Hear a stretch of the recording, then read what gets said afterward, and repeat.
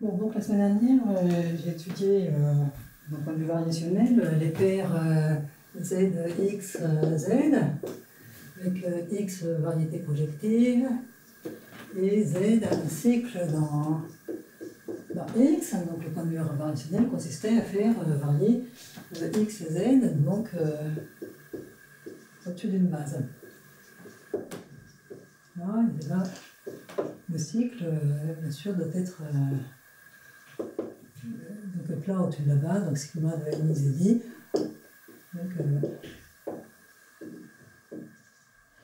Voilà. Et ce que j'avais fait, donc on était sur C, et j'avais adapté un point de vue tout à fait transcendant, qui consistait à regarder des familles de cycles comme ceci, donc, qui sont homologues à zéro le long des fibres. Et donc j'avais une fonction normale associée, qui était la section correspondante de la famille des jacobiennes intermédiaires donnée par l'application de la belle jacobine dans les fibres.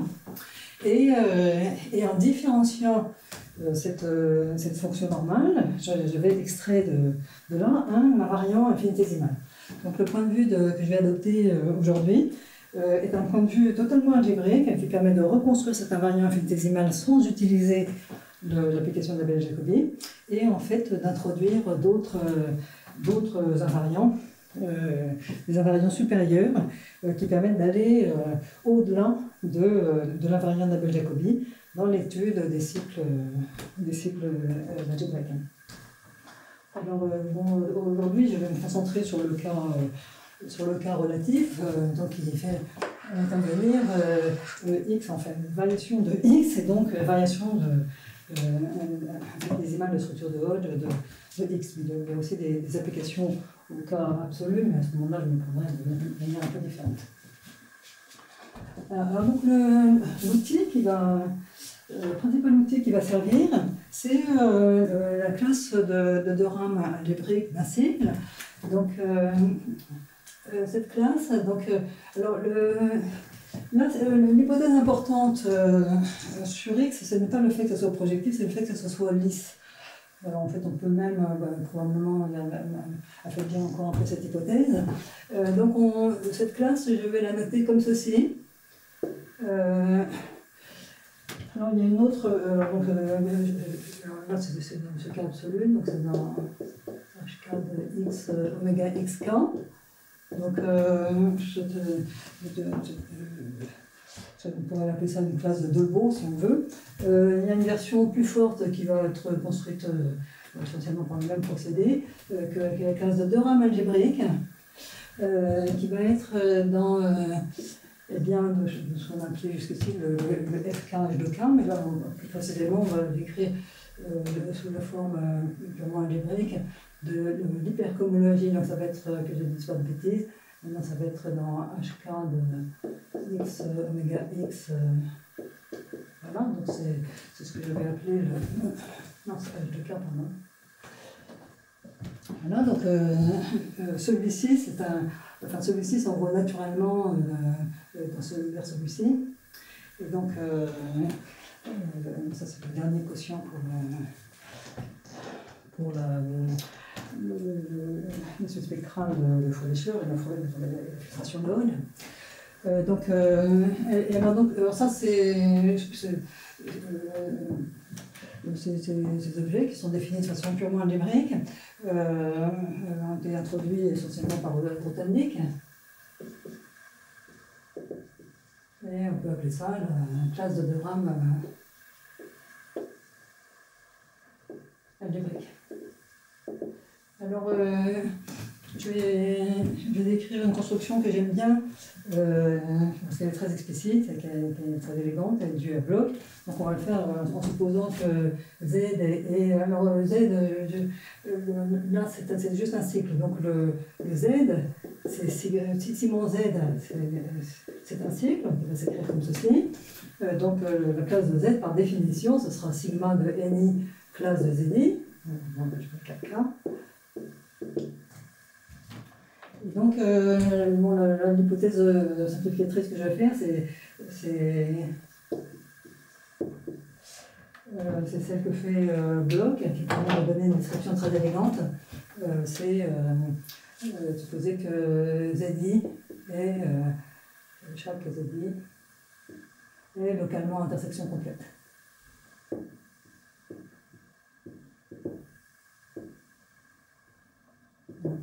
Alors, cette hypothèse est très agréable parce que maintenant, je m'intéresse à un contexte beaucoup plus général où on va être dans des situations comme ça. À ce moment-là, le X-rond, par exemple, le B peut très bien être une base artinienne, donc ça n'a pas vraiment de sens de dire que le X-rond est lisse, il est lisse au-dessus de B. Mais pour le Z, on peut aussi définir un Z, ZKK, qui sera sigma de NI, ZI, KK. Et ce qu'on va utiliser, c'est le fait que, comme ZI est plat sur B et que sa fibre, donc ici, le lien entre. Ici, c'est X qui est la fibre centrale, et puis. La relation entre le Z rond et le Z droit, c'est que le Z droit, c'est la fibre au-dessus du point 0. Donc là, si les ZI sont localement à intersection complète et les ZI rondes sont plats sur B,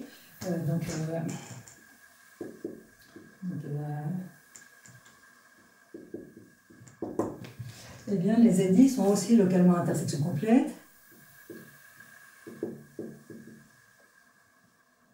Et à ce moment-là, la construction explicite que je vais écrire marche tout aussi bien pour définir cette classe de cycle.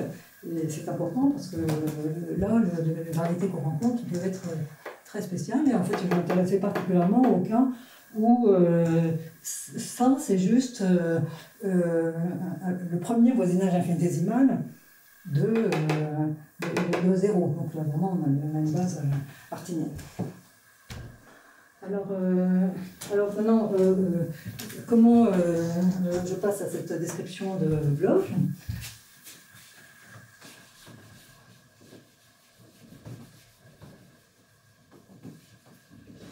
Alors, c'est plus joli. Donc, il commence par quelque chose de tout à fait local. Donc, on va dire, on va couvrir X, ou le X-rond, je vais le faire dans le cas absolu, mais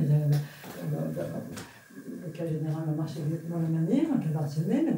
Donc, X est couvert par des V, hein, parce que là, on utilise le fait que Z est. Alors là, je me concentre à construire des ZI KK. Hein. Et donc, X est couvert par des ouverts de Zariski.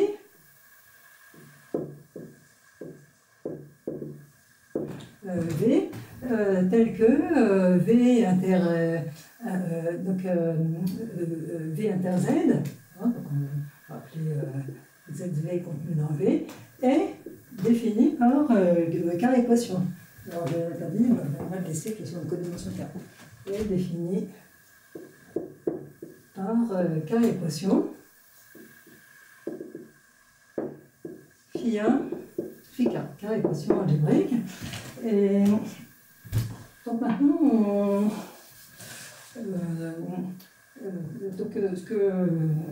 ce que fait Bloch, c'est qu'il considère donc V est couvert. Alors, donc, pardon, c'est pour ça que V, justement, c'est V moins ZV. Donc, est l'union des ouverts. Alors, VJ, donc, qui sont définis comme le complémentaire de Fitting à 0. Voilà, donc,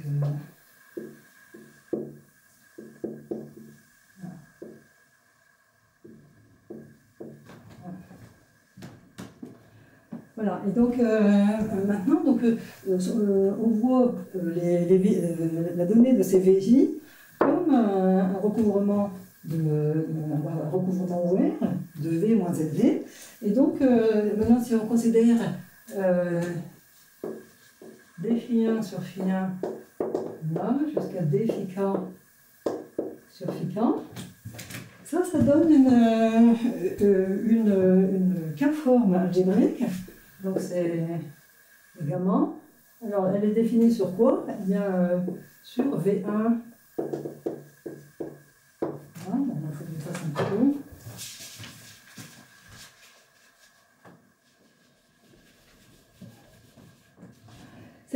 une K-forme algébrique, bien sûr, mais il faut retirer tous les pôles, donc c'est défini sur l'intersection de mes K ouverts, et c'est une section de oméga xk. Et donc, maintenant, on peut voir ça comme un cocycle de Čech, que je ne dise pas de bêtises, mais un K-1 cocycle de Čech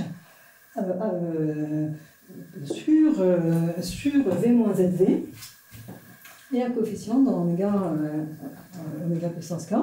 Donc ça va définir une classe dans HK-1 de V-ZV à coefficient dans oméga xk. Mais ça, par la suite exacte de cohomologie à support dans Z, ça va donner une classe dans HKZV de oméga xk. Oméga V puissance k. Donc on a construit des éléments dans la cohomologie à support sur ces ouverts sur ZV plus grand Z ouvert. Et donc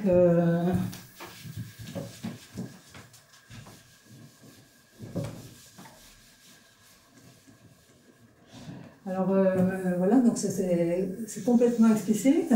Et la remarque, je vais vous le magnifier comme je vous ai montré, c'est que le fait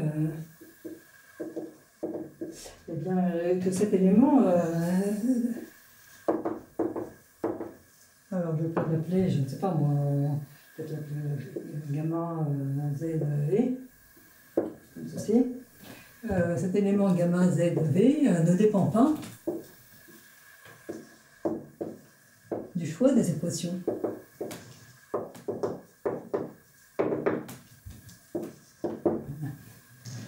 Bon, évidemment, il faudrait quand même travailler un petit peu. Et du coup, en particulier, si on a deux ouverts, les deux classes vont coïncider sur l'intersection. Et donc la conclusion, c'est que les gamma ZV se recollent en une section de HKZ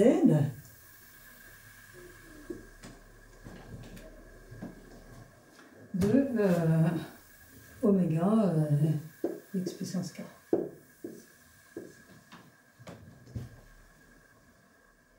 Alors, donc ça veut dire qu'on a maintenant, donc je vais l'appeler, je vais plutôt lui donner un nom tout de suite, donc gamma Z.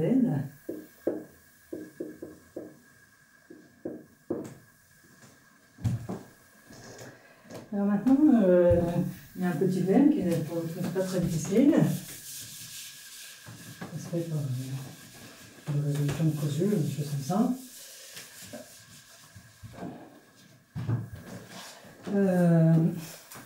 Donc on a construit, on est arrivé à cette construction. Le gamma Z, je suis désolé, le Z, j'ai eu un peu de flottement dans les notations. Le Z, c'était mon ZI original. Hein. On appliquera, je suppose que mon Z, c'est mon ZI. Donc on est arrivé à ça, et maintenant il y a le lemme suivant.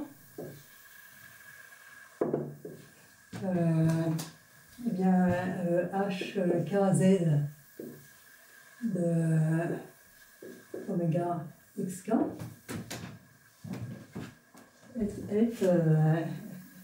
est isomorphe à H0 de Z HKZ de oméga xk.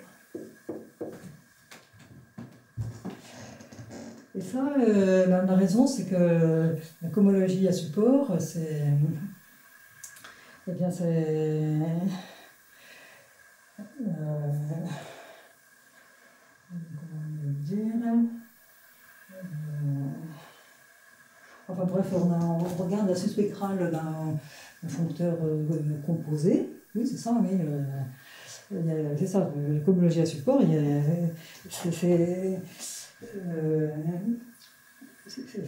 le foncteur section globale sur Z qui se compose avec le foncteur de cohomologie, le foncteur faisceautique de cohomologie à support le long de Z. Donc on a un foncteur composé et on regarde la suite spectrale de ce foncteur composé, une sorte de suite spectrale de Leray. Et donc pour cette suite spectrale, ce terme-là, c'est le terme E2 0K. Et maintenant,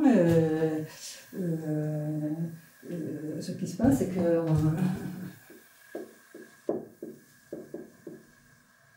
le problème, c'est qu'en fait, il n'y a pas de cohomologie à support, non, enfin, pas de cohomologie non nulle à support, en degrés plus petits, parce que ici, c'est localement libre, c'est là que j'utilise la vélocidité.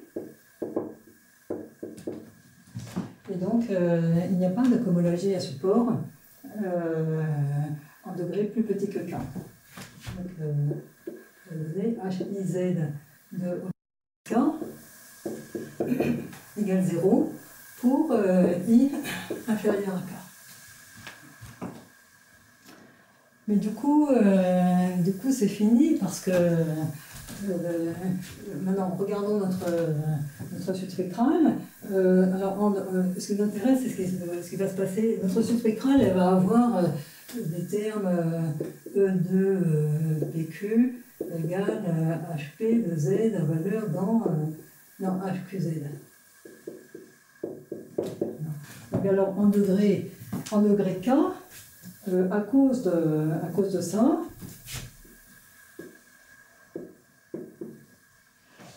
en degré K, eh bien, on a seulement E2 0K. Et par ailleurs, le même lemme va me dire que, bien sûr, il n'y a pas de différentiel qui arrive là. Bon, évidemment, sinon ça ferait monter le premier anti-filtrant. Ça, c'est 0 pour bien sûr, voilà, c'est supérieur ou égal à 2. Et par ailleurs, il n'y a pas de différentiel qui parte d'ici. Pourquoi? Parce que ici, on est dans R supérieur ou égal à 2. Et ça fait descendre le second indice. Or, le second indice, on a vu par Solène qu'il ne peut pas être plus petit que K. Et donc, du coup, on déduit que E0K2 est égal à E0K infini. Et par ailleurs, à cause de toute cette annulation, donc, on avait dit qu'il y avait seulement le 2,0K, et c'est la même chose que tout.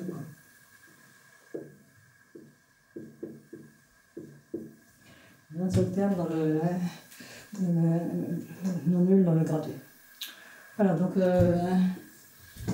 on est là, et finalement, notre gamma Z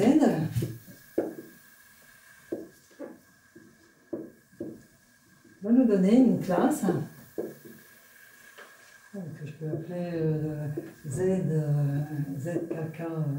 qui est supportée sur Z, qui est dans HKZ de oméga xk.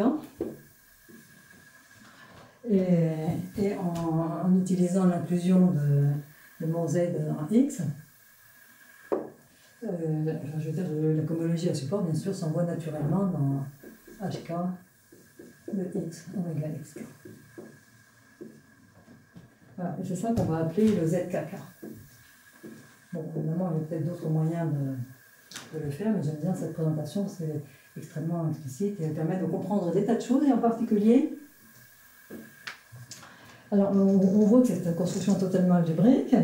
Maintenant, bien entendu, on a envie surtout si on est sur C, de comparer avec ce qui se passe à coefficient enfin, ce qui se passe sur le plan topologique, là, quand on prend la classe de cycle de Betti.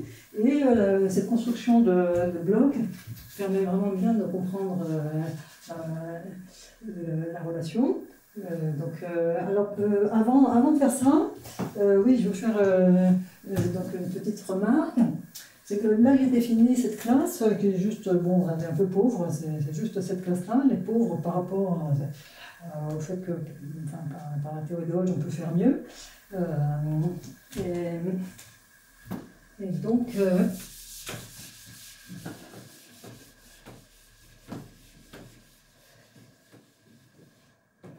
en fait, la remarque, et ça c'est ce que fait Bloch, et c'est quand même meilleur pour faire d'autres calculs, c'est que sans plus de travail,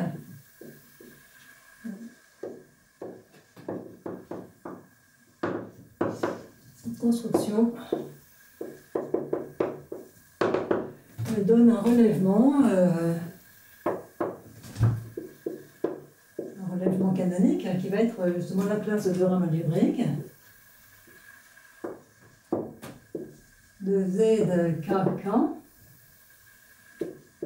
dans, eh bien, une chose plus sérieuse qui est H de K de X oméga X. Voilà. Voilà, donc là, si on fait X si X est collective, elle est collective, on a un peu théorie de Hodge pour dire que ça, c'est le FK H de K. Bon. FK H de K de X C, je pense à X sur C. Alors, pourquoi sans beaucoup plus de travail? Eh bien, c'est très simple, ça c'est remarquable. C'est que on revient à la définition vraiment locale et explicite. Là, on avait ce défi 1 sur phi 1.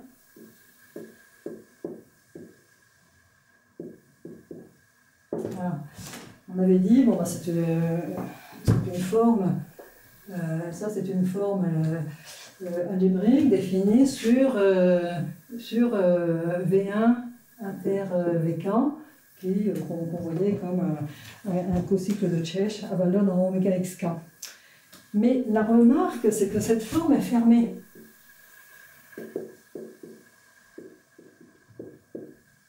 Bon, de façon évidente. Et donc, elle donne aussi bien il ne faut pas oublier que maintenant, ce qui nous intéresse, c'est le complexe.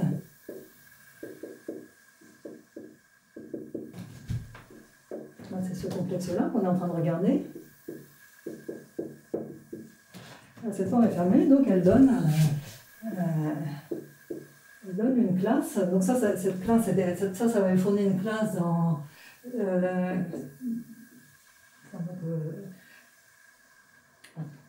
classe adéquate, si on l'interprétait en termes de topologie de Čech, ça donne une classe dans HK de V, V moins ZV,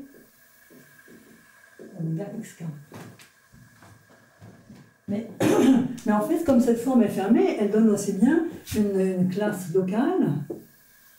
Là, c'était HK-1, pardon. Enfin, après, c'est exact. Donc, ça donne aussi bien une classe dans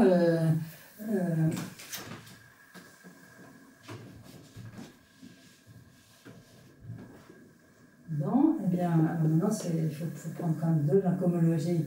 Ça fait HK-1, V moins ZV.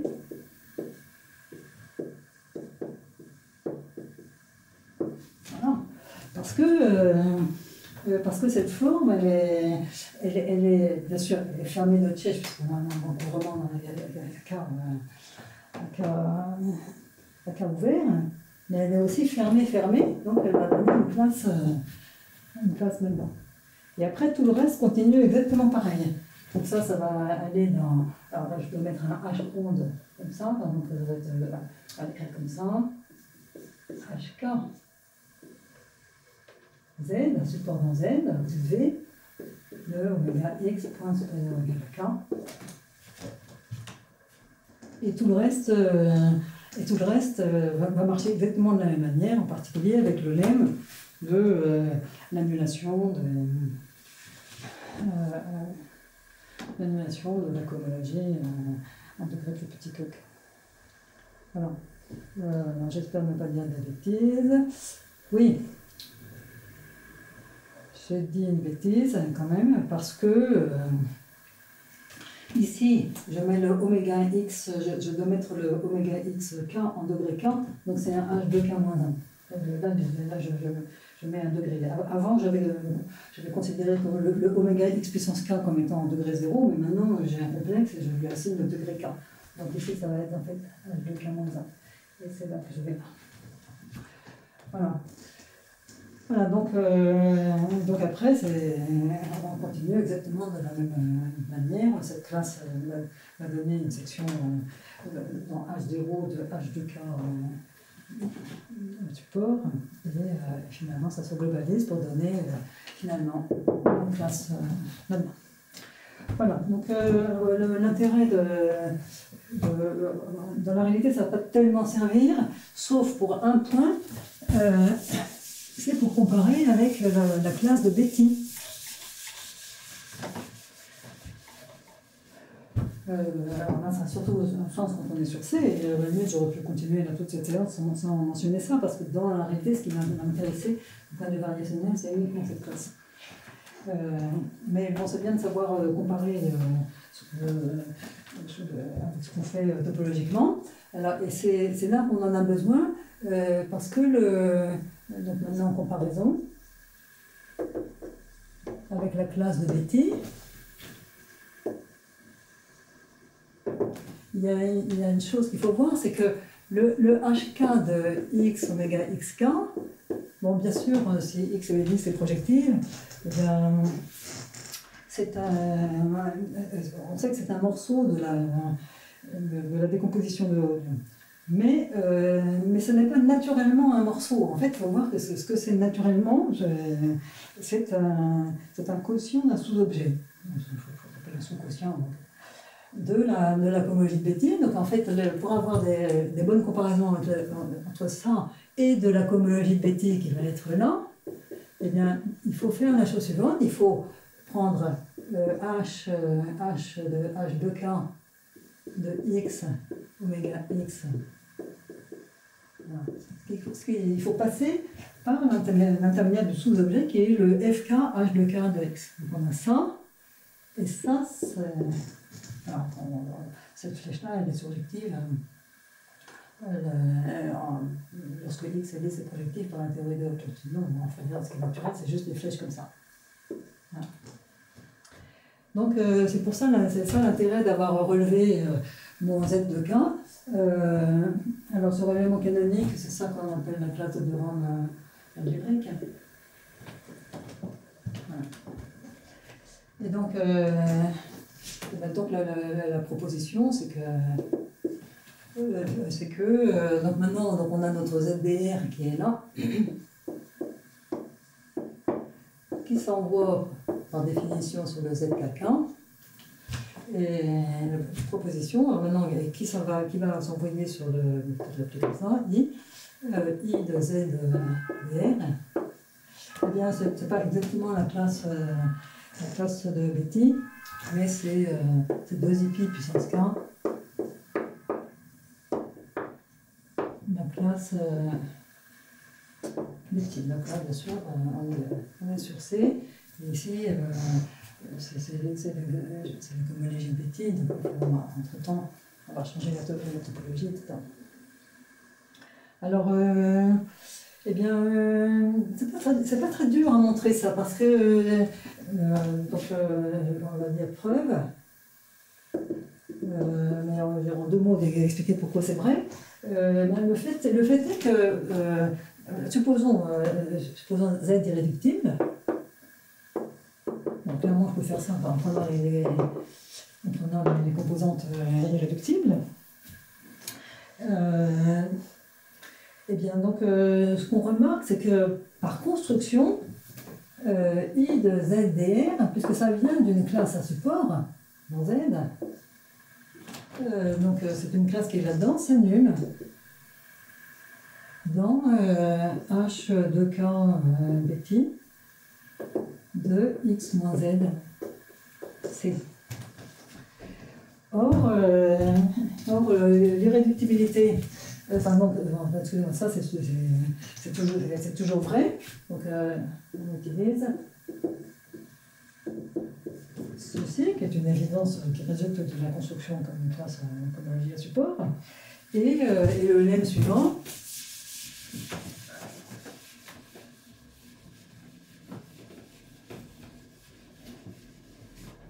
qui est que c'est là qu'on utilise que Z est irréductible.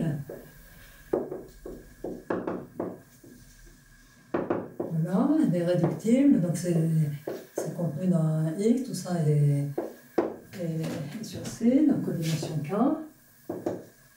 Alors, le noyau de l'application de restriction H de K de XC, je mets BT, vers H de K de X moins Z C, là c'est BT. Ce noyau est engendré par de dimension 1 et engendré par la classe ZBT. Donc la conclusion, c'est que donc on n'a pas le choix. Eh bien, le I de ZDR, c'est certainement lambda fois la classe. Et donc après, bon, la question est d'évaluer ce lambda. Pourquoi ce lambda donc là, ça va montrer que le lambda, c'est 2ip puissance k. Et ça vient du fait que, il y a beaucoup de fonctionnalités dans cette construction. Et ça vient de l'argument local. On regarde vraiment le générateur local, mais le générateur local, c'est ça.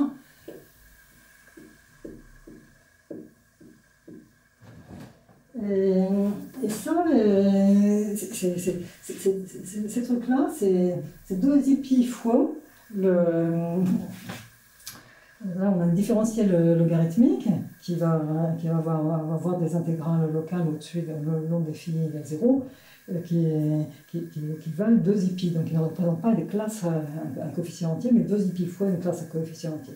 Donc, c'est essentiellement l'apparition de ce facteur 2ip. Il y a un facteur 2ip qui apparaît à chaque fois, et c'est dû au fait que le délog utilisé par les géomètres algébristes ne fait pas intervenir le facteur 2ip. Bien sûr, sinon ça change le corps de définition. Alors que le délog des topologues, qui permet ensuite d'avoir des résidus qui sont entiers, et là, ça fait intervenir le 2ip au dénominateur. Donc, on ne va pas aller plus loin, mais en tout cas, on peut réellement retrouver ce coefficient lambda en regardant l'allure locale, en se ramenant, si vous préférez, au cas d'un point dans C puissance k, en appliquant cette technique et en voyant que le coefficient qui sort, c'est bien 2ip puissance k grâce à des intégrales. Voilà. Donc voilà. Alors maintenant la seconde remarque, c'est que cette construction de classe de cycle, elle marche admirablement, comme je l'ai dit, dans le cadre variationnel où pourtant on a l'espace ambiant, le X-ronde, ça va être un objet un peu bizarre. À savoir notre variété X de la fibre est épaissie avec un voisinage infinitésimal. Mais comme je l'ai dit, donc, si j'ai Z qui est sigma de NI, là je reviens maintenant au cas d'un cycle plutôt que d'une sous-variété. Et puis, donc, j'ai dit restreint, alors donc on a cette famille, comme ceci, avec x0, là, je donne un point comme ça, qui est x, et puis ce que je demande, c'est que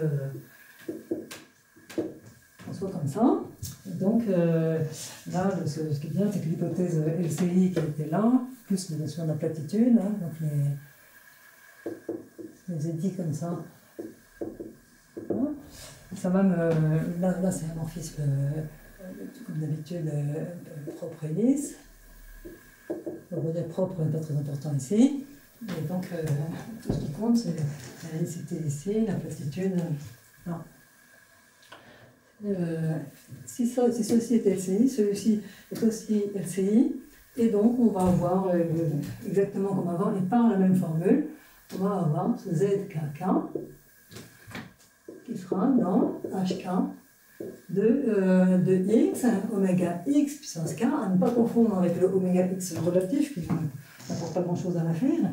Le point crucial, c'est vraiment de travailler avec l'oméga x rond ici. Donc il est défini par les mêmes formules, exactement par la même construction qu'avant, en prenant les équations locales, les phi, alors les phi, je fais un peu trop de i, mais en tout cas les équations locales vont s'étendre en équation locale pour le z. Voilà,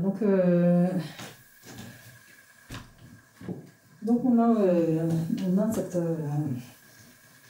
cet objet-là. Alors, je ne veux pas insister, mais je trouve que cette classe, bon, ça pourrait être important un peu plus tard, a de bonnes propriétés de fonctorialité. Je ne peux pas trop insister là-dessus parce que je n'aime pas beaucoup parler de fonctorialité pour les cycles. Et là, en l'occurrence, par exemple, la première bonne propriété de fonctorialité, c'est que ZKK restreint à la fibre. Là, on a l'application de restriction de ça vers HK de XB, oméga XB puissance K. Eh bien, c'est la classe de ZB. Voilà, donc ça, on va avoir des propriétés de fonctorialité qui seront évidentes dans le cas de cycle LCI, dont les composantes sont LCI, et s'intersectant proprement.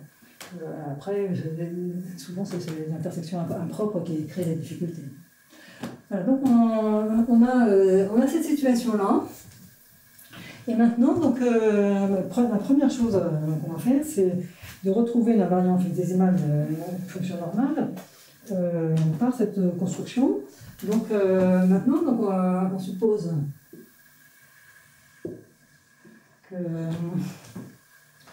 que notre cycle Z est homologue à 0 dans les fibres, ce qui était la situation qu'on avait regardée lorsqu'on a étudié les fonctions normales. Donc, en fait, il suffit d'avoir ça. Alors, ah oui, c'est ça que j'ai dit. En fait, c'est même pas toute cette classe qu'on va regarder. On s'intéresse à des invariants infinitésimaux. Ça veut dire qu'en fait, on va rester sur la fibre centrale, x0, notre x droit ici. Et donc, plutôt que cette classe qui, évidemment, elle contient énormément d'informations, mais en fait, au niveau infinitésimal, on va s'intéresser à ça. Alors, bon, là, j'ai mis XB, ça se trouve, il y a un seul point, comme ça, bon. On va s'intéresser à ça. Alors, x0, c'est la même chose que ce grand x. Et là, on va mettre oméga x restreint à x0 puissance k. Voilà. Donc, on peut serrer comme ça. Voilà. Donc, en fait, c'est la classe qui va nous intéresser, c'est celle-ci. Et il faut bien se rendre compte qu'on a quelque chose de beaucoup plus gros que la classe de notre... Donc ça, c'est... Je vais mettre tout de suite en x. Et là, on a la classe initiale, enfin de notre cycle initial. Ici, on a quelque chose de très gros, on a vu, mais en fait, entre les deux, on a cette classe. Donc là, peut-être on va l'appeler comme ça. Là, il y avait celui-ci, et puis on va lui donner un nom, comme ça, ZKK restreint à X. Ça appartient à, on va peut-être mettre le X3 là, tout de suite. Voilà. Donc on a construit une classe de cohomologie qui vit là-dedans, qui est un relèvement et qui est un relèvement par cette formule, un relèvement de la classe usuelle et qui va tenir compte justement de toute la géométrie infinitésimale du cycle, Z rond au voisinage de la fibre centrale. Alors, donc maintenant, maintenant essentiellement tout le reste du cours va consister à se concentrer sur le calcul de ce groupe de cohomologie. Et comme d'habitude, on introduit donc, la filtration.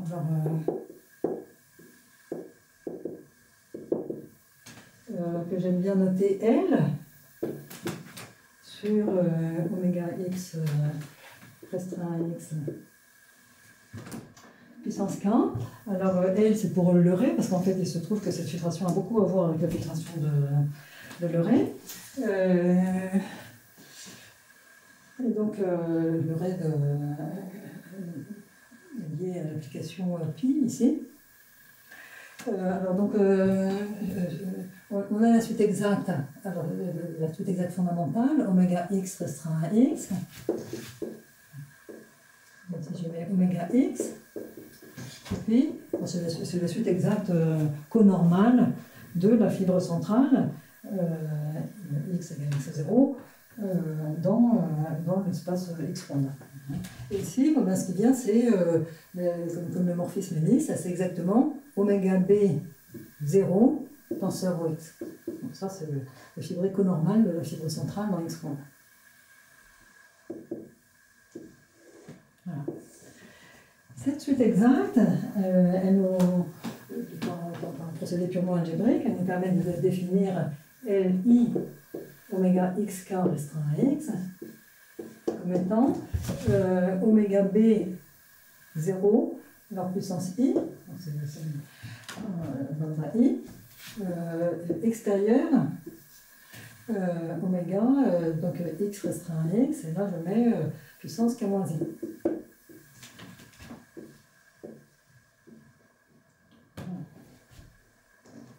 Alors, ma filtration est ici. La première chose qu'on peut remarquer, c'est que si on prend le greux, bon, ça a été déjà fait auparavant lorsqu'on a étudié les variations infinitésimales de structure de Hodge. Le greux,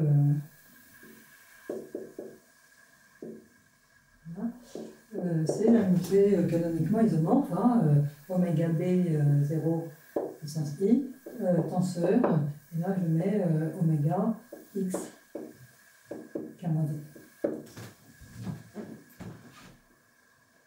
Voilà. Alors, autre chose, c'est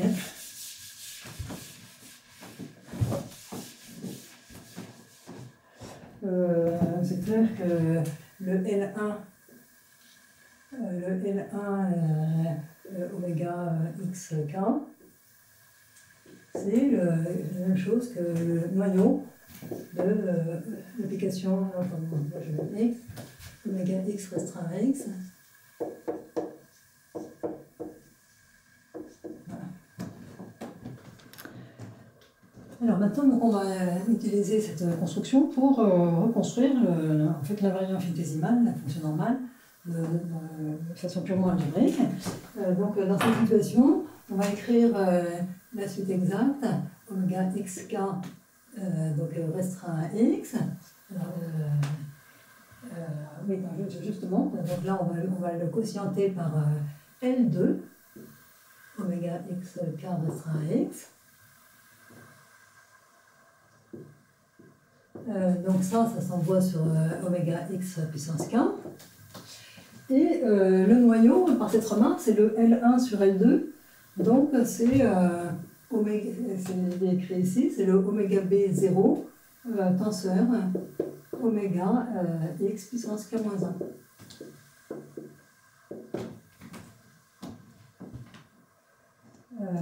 Et donc maintenant on regarde maintenant on a notre classe Z, notre Z KK restreint à X, on va l'envoyer dans la cohomologie de ce quotient oméga x puissance K restreint à X modulo L2. Donc ça va nous fournir quelque chose. Et la classe qu'on obtient, elle va s'annuler par hypothèse, puisqu'on a supposé que la classe de z restreint à x est égale à 0. Ça va s'envoyer sur 0, donc le h de oméga x puissance k restreint.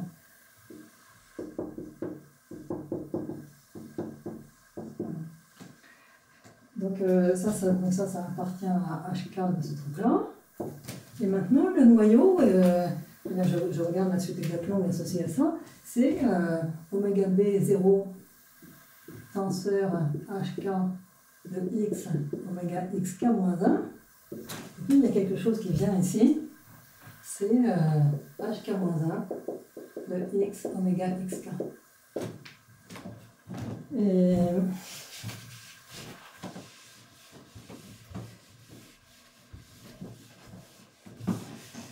Et ça, c'est quelque chose qu'on a dit depuis le début, on va redémontrer, que les flèches de connexion qui apparaissent ici, ce sont les flèches Nabla-Bar de Griffiths,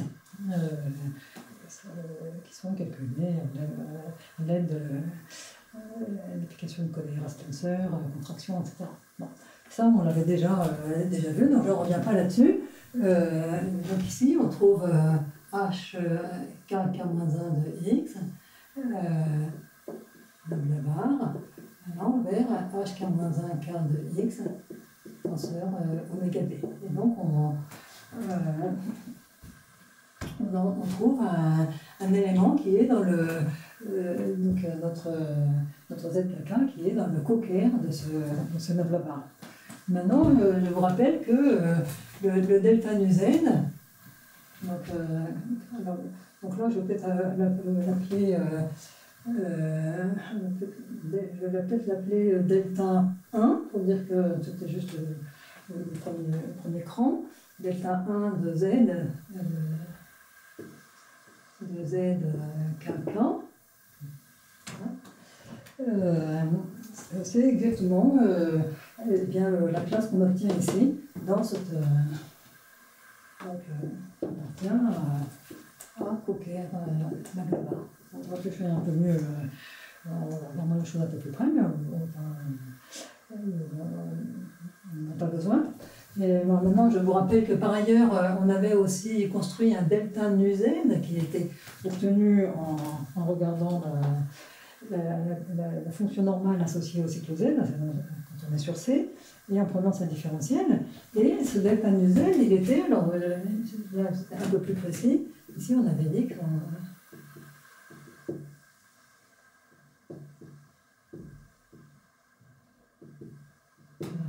On avait delta nu z qui appartenait à Ker Nabla-Bar sur Ker, alors là c'est un Nabla-Bar 1 sur im Nabla-Bar.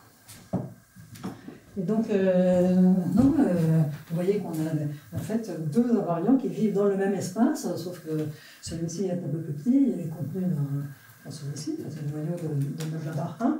Donc le théorème que...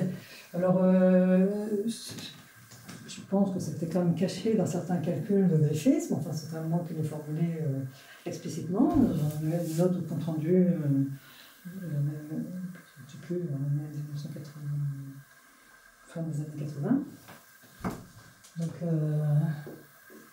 c'est en fait que le delta nu z, alors ce n'est pas, bon, si je dis que c'est égal, je vais dire encore une bêtise, mais c'est le delta nu z tel que j'ai défini,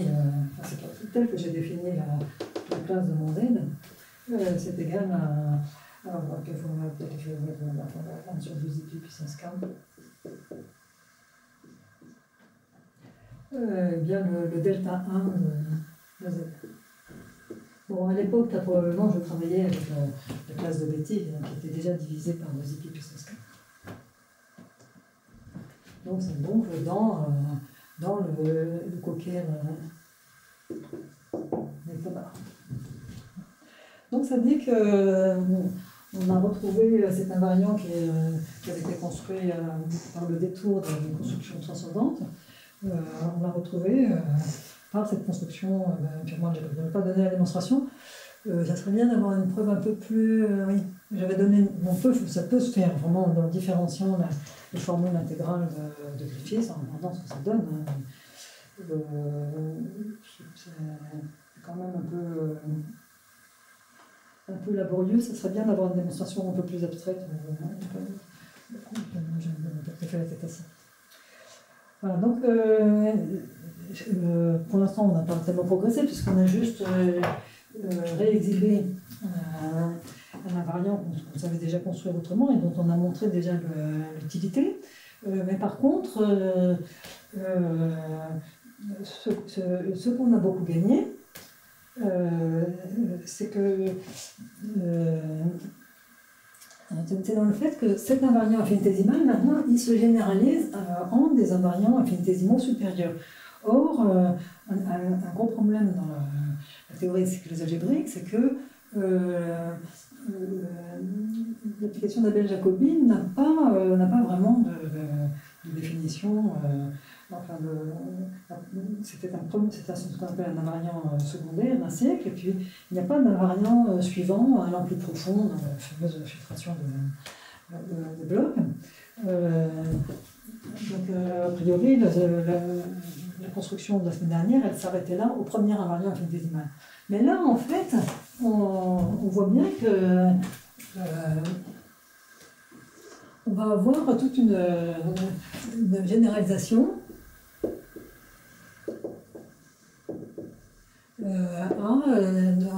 donc de l'invariant infinitésimal des fonctions normales à des invariants infinitésimaux supérieurs.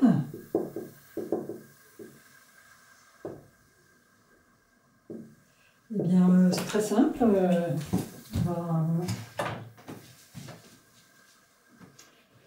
Alors là, je pense que c'est plus ça.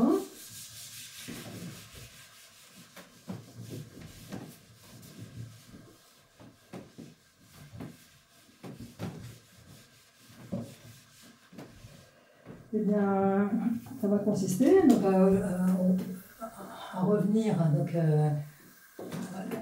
à ce faisceau, plus précisément ce faisceau avec sa filtration de Leray.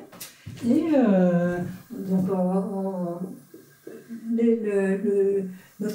j'ai dit, notre classe de cycle, celle qu'on va regarder dans ce contexte, c'est ça. Donc, comme ça, notamment un Z-drone, là. Et maintenant, on va regarder toute la filtration induite par elle sur ce groupe de cohomologie. Et les invariants infinitésimaux, ce sont les gradués, en fait, ils vont vivre dans les gradués successifs de cet espace pour la filtration induite par elle. Donc, en fait, on a LI HK de oméga x puissance k restreint à x. Donc, c'est la filtration induite en cohomologie par la filtration L.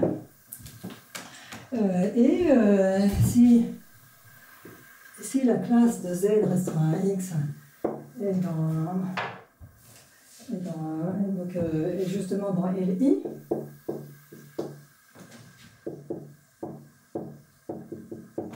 eh bien, a priori, on va avoir une image, donc c'est ça qu'on va appeler des invariants infinitésimaux, l'appeler comme ça, delta I de Z. Alors là, je vais un peu oublier le K. Hein. Peut-être c'est restreint à X, mais c'est de penser que c'est restreint au point zéro. Le point zéro, la valeur de B, hein, on ne va pas oublier qu'on est dans cette situation-là.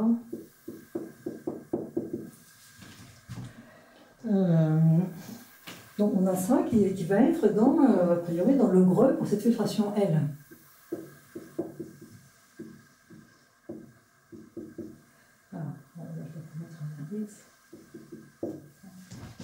Alors maintenant, calculons-le, il se trouve que le calcul est très agréable parce que, exactement comme dans le cas topologique, on a un théorème de dégénérescence.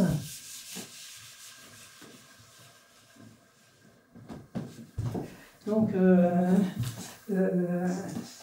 allons-y. Donc, on regarde la suite spectrale.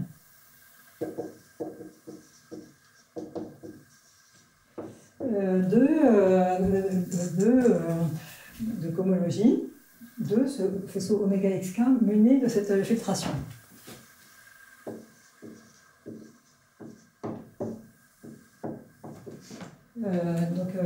Qu'est-ce que ça va donner? Donc on va avoir des, donc je ne dis pas de bêtises, des E1 PQ, alors donc qui vont être égaux à HP plus Q de X, et là je mets le creux P, donc je vais dire P, oméga XK, le GRP je l'ai déjà calculé, donc qui vont être le premier, enfin, donc, qui vont converger vers le HP plus Q de X oméga, donc on va dire restreint à X, oméga XK restreint à X. Ça, je l'ai déjà calculé, donc ça c'est... Alors voilà, bon là je suis en train de calculer les espaces, justement, c'est ça qui m'intéresse, c'est de calculer ces creux. Alors maintenant, le GRP, c'est pour n, donc oméga xk restreint à x. On a déjà vu que c'était oméga b0 puissance p, tenseur oméga x k-p. Donc la conclusion, c'est que le E1PQ, c'est HP plus Q de X. Là, je mets oméga X puissance k-p, tenseur oméga B P. Et donc, bien sûr, on va avoir les D1. Donc, le E1 P plus 1 Q. Ça, c'est H P plus Q plus 1 de X oméga X. Donc, voilà, c'est quand même reconquérant les moins 1. Tenseur, oméga B, 0, et là, plus 1.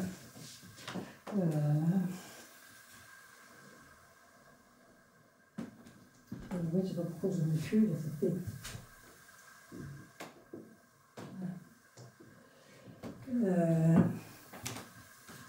Voilà, et maintenant, encore et encore, ce D1, ça c'est, encore une fois, c'est ce qu'on a déjà fait. Ce D1, c'est le nabla-bar. Alors là, on est en degré P.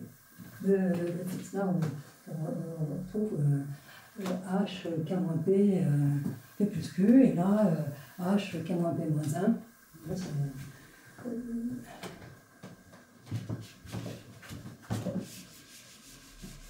pour rappeler la même définition, donc ça va faire la même notation. Ici, je trouve H, K-P, P plus Q, donc le X.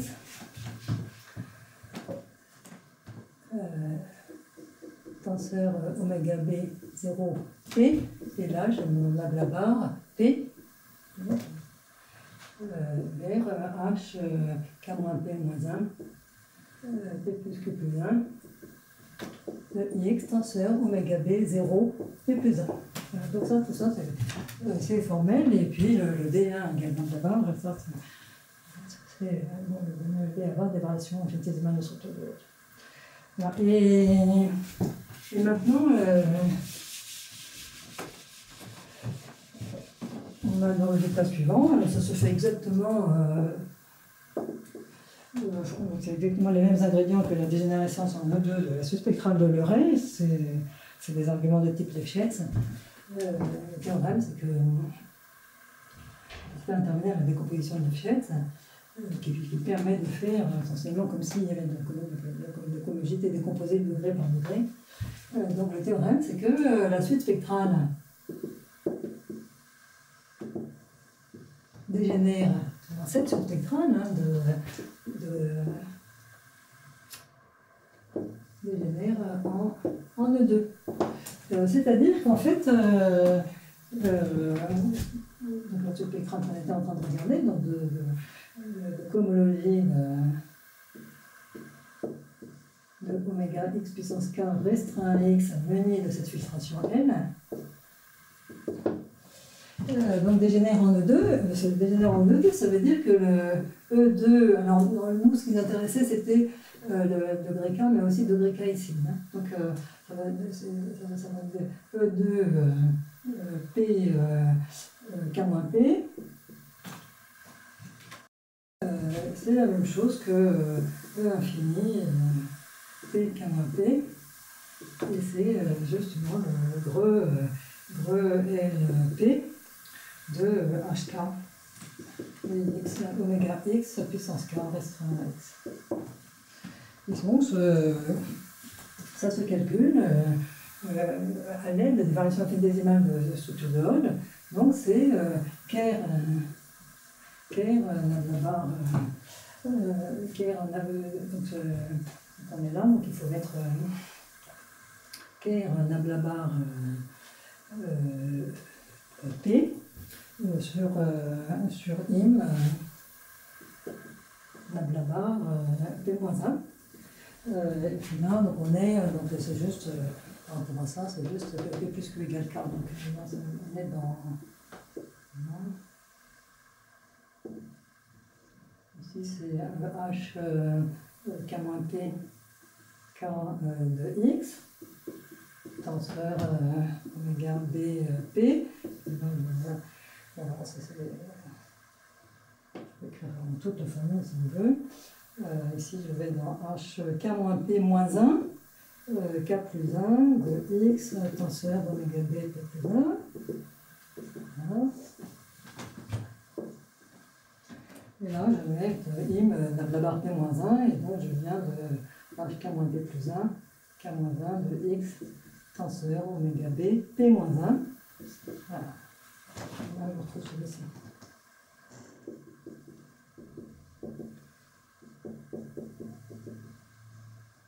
Voilà. Voilà, donc ces choses-là, ce sont des espaces vectoriels construits à l'aide des variations infinitésimales de structure de Hodge. Enfin, précisément de variations infinitésimales de structure de Hodge de x. Ensuite, il y a base B, c'est des variables du premier ordre, et qui contiennent autant d'informations sur les cycles algébriques. Donc, ce que je veux faire pour terminer ce cours, le cours d'aujourd'hui, c'est expliquer pourquoi, pourquoi et comment on peut utiliser ces invariants pour en tirer des informations sur bon, les groupes de cycles, ils sont énormes, on va prendre les groupes de cycles modulo équivalence rationnelle, qui sont également aussi énormes, mais qui sont déjà quotientés quand même quotientés par une relation et qu'on aimerait comprendre, pour lesquels on a des conjectures très importantes, en particulier que ces cycles sont gouvernés par la cohomologie. Et ces invariants infinitésimaux, ça donne une sorte d'évidence que ces cycles sont, dans une certaine mesure, gouvernés par la cohomologie. Alors, bon, donc là, je n'ai pas donné la démonstration, je vous ai dit, vous pensez à deux lignes de générescence subspectrale de Leray, théorème de Lefschetz et subspectrale de Leray. Donc, je passe maintenant donc, aux applications.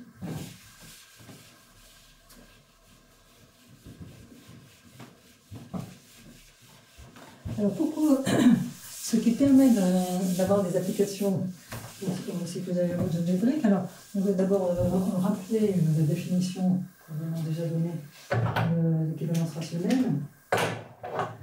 Donc on a zk une variété que je vais appeler Y, ça pourrait être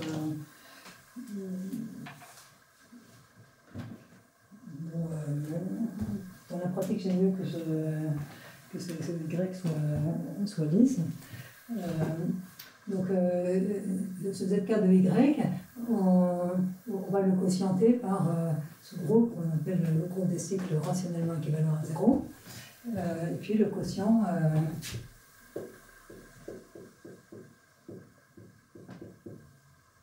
ce sera par définition avec CHK de Y. Et donc le groupe des cycles rationnellement équivalents à 0, alors une manière de le voir, c'est de dire que c'est engendré par, alors donc on va prendre tous les Z dans, mettons, ZK de P1 croix X, donc le cycle de codimension K, et puis on va prendre par exemple le Z, on va prendre peut-être ceux qui sont pas contenus dans une fibre.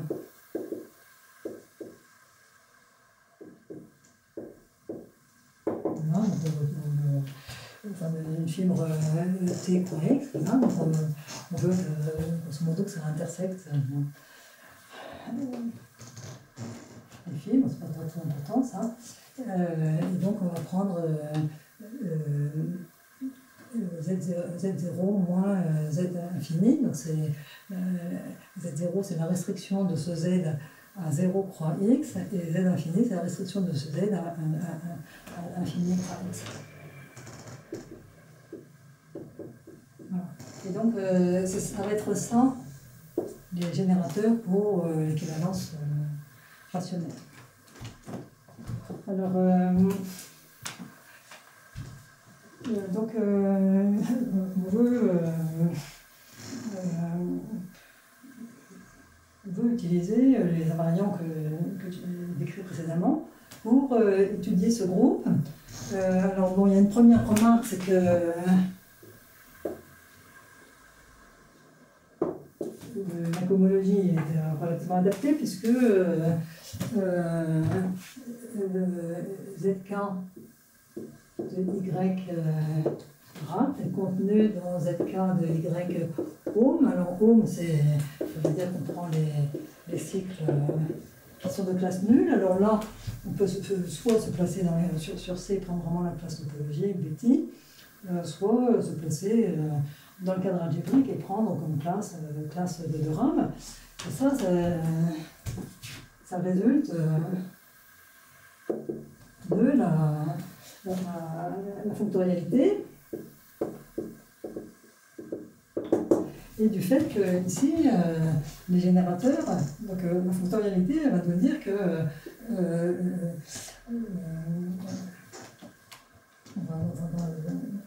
oui, enfin, qu'est-ce que ça veut dire, on va dire que la classe de Z0 moins Z, que la classe de Z0 moins Z infini est dans cette situation-là. Donc,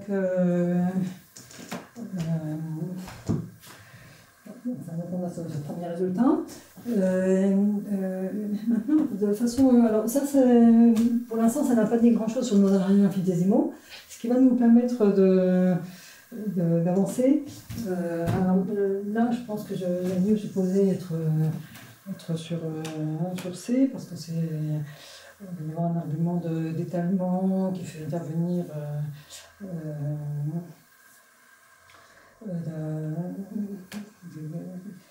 un argument de dénombrabilité. Donc c'est maintenant un principe général qui est dû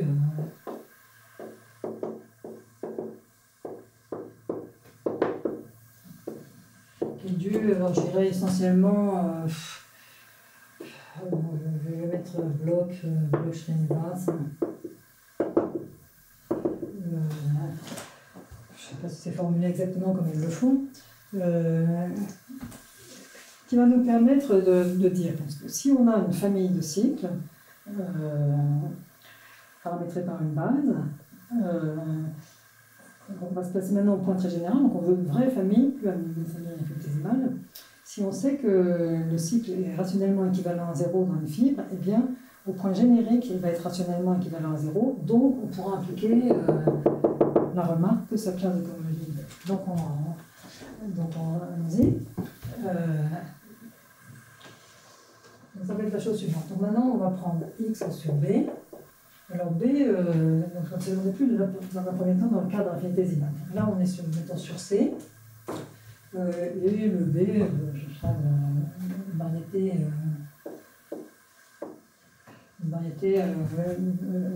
algébrique, quasi projective. Voilà, mettons ce pi soit notre famille, comme d'habitude, si on veut le proporisme, c'est même encore plus général. Et maintenant, donc, on se donne un z dans zk de x. Là, on place une b, donc chacune des composantes. Voilà,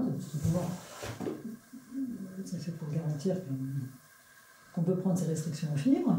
Et donc le résultat, le principe général est le suivant. Donc, théorème, si pour, mettons, on va prendre pour tout b,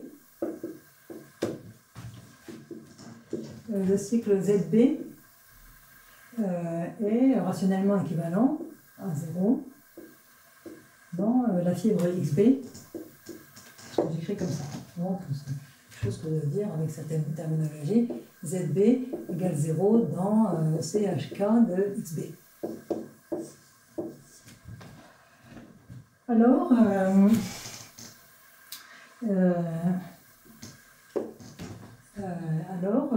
il existe un ouvert de Zariski U, donc qui est dense.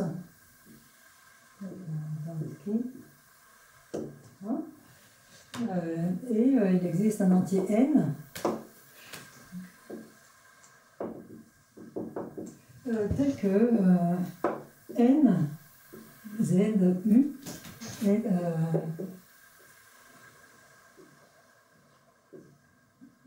rationnellement équivalent à 0 dans XU.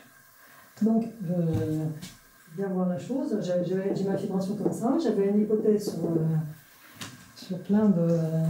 qui était une hypothèse fibre à fibre. Et maintenant, je dis que, quitte à restreindre un petit peu, et puis quitte à mettre sur cet entier N qui est important, en fait, c'est le cycle total qui est rationnellement équivalent à 0. Alors, je vais essayer d'expliquer rapidement la démonstration. J'ai déjà vu ce genre d'argument.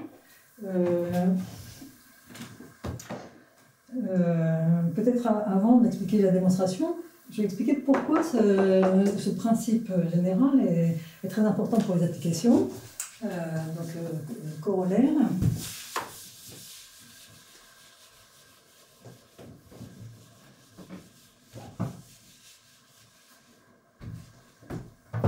Donc, corollaire, sous la même hypothèse, eh bien, il existe un U, donc également vers Zariski dense, tel que eh bien, la classe de mon ZKK, la classe de cohomologie algébrique de mon Z, est nulle.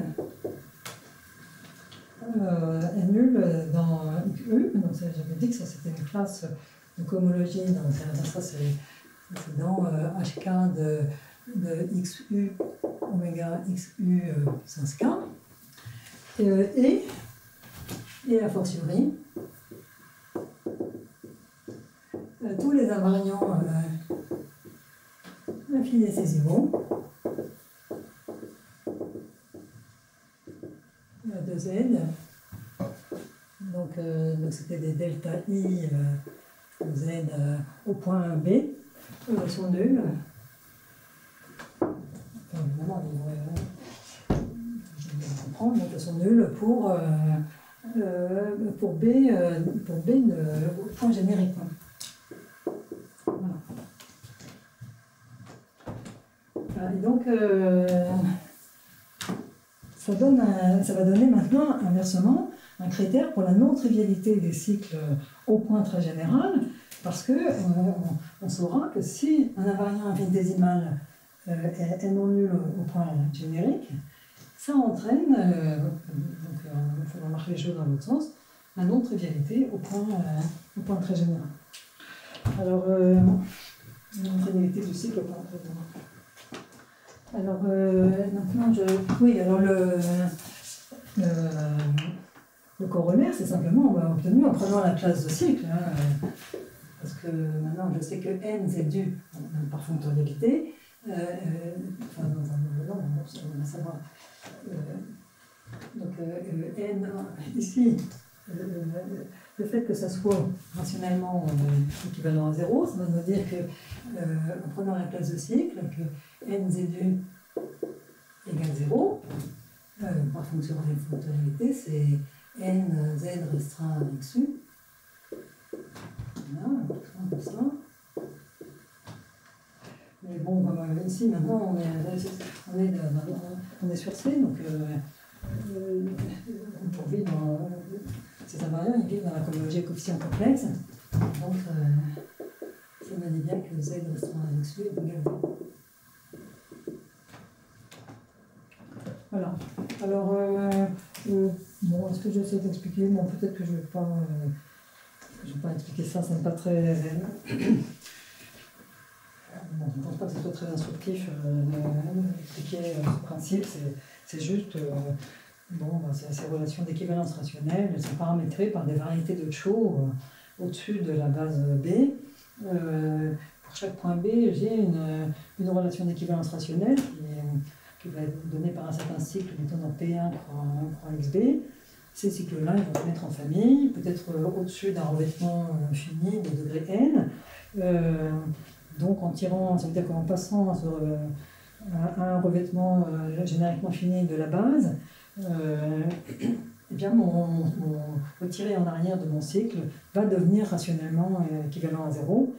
Après, il va faire un argument de pousser en avant, on a tiré en arrière, on restreint un ouvert, tirer en arrière par une application propre de degré n, et après on peut repousser en avant, ça multiplie le cycle par n.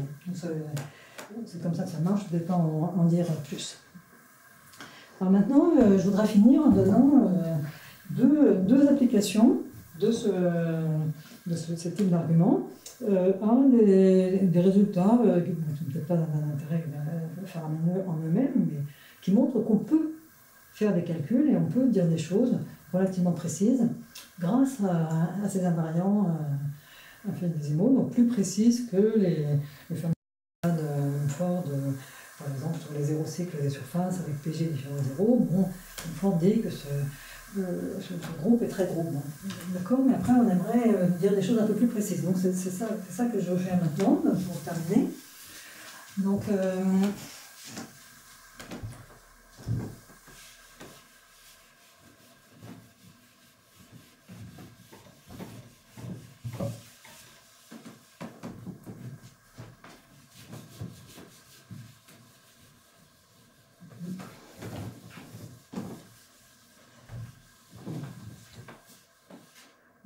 application. Alors, peut-être deux alors, celui-là,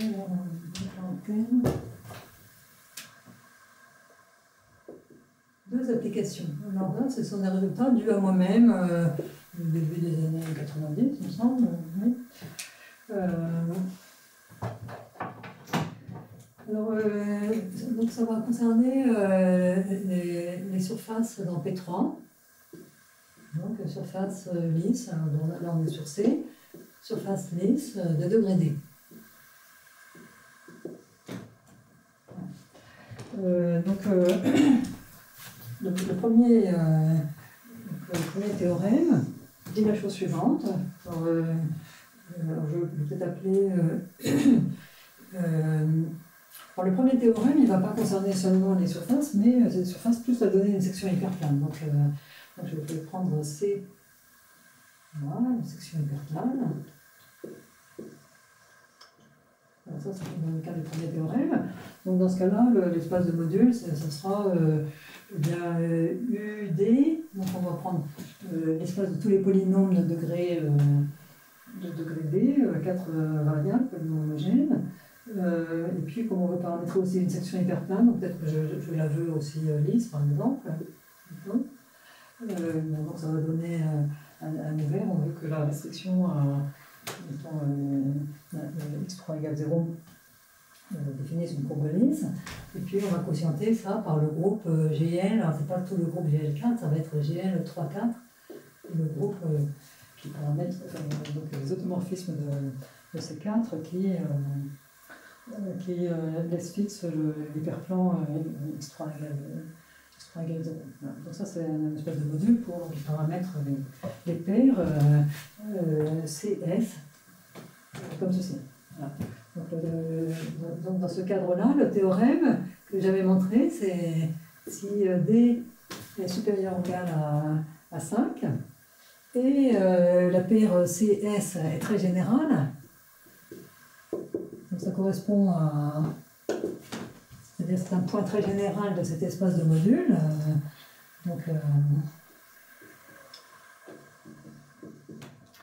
Eh bien, le noyau de l'application, alors j'appelle J cette J conclusion, PHG étoile, alors de JC, donc ça c'est CH0 de C degré 0, vers CH0 de S, donc aussi degré 0, est égal à la torsion de J de C. Alors, la première remarque à faire, c'est que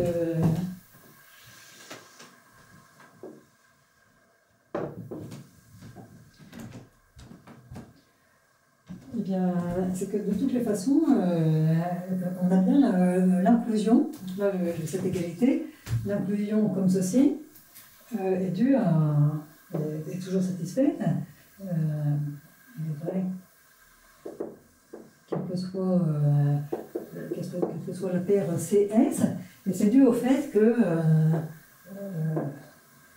en termes de Rotman,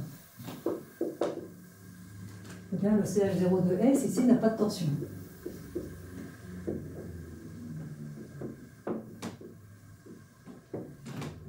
Ce que dit Rotman, le théorème de Rotman, c'est que si on a n'importe quelle variété algébrique lisse projective sur C, si on prend le groupe des zéro cycles, modulo équivalence rationnelle, qui sont annulés par l'application d'Albanese, l'application d'Abel-Jacobi pour les zéro cycles, ce groupe-là est sans torsion. Ici, on n'a pas de variété d'Albanese parce que ce sont des surfaces en P3, et donc on applique le théorème de Lefschetz sur la section hyperplane, ça nous dit qu'il n'y a pas de H1. Le H1 est nul. Donc étant sans tension, évidemment, la tension est tuée par ce morphisme. Donc maintenant, c'est l'égalité qui est intéressante. Bon, peut-être une autre remarque qu'on pourrait faire. Non, j'ai pas trop envie de faire tout de suite ça. Donc la seconde remarque qu'on peut faire, c'est ça. Remarque, bon, ça c'est remarque 1 et la remarque 2.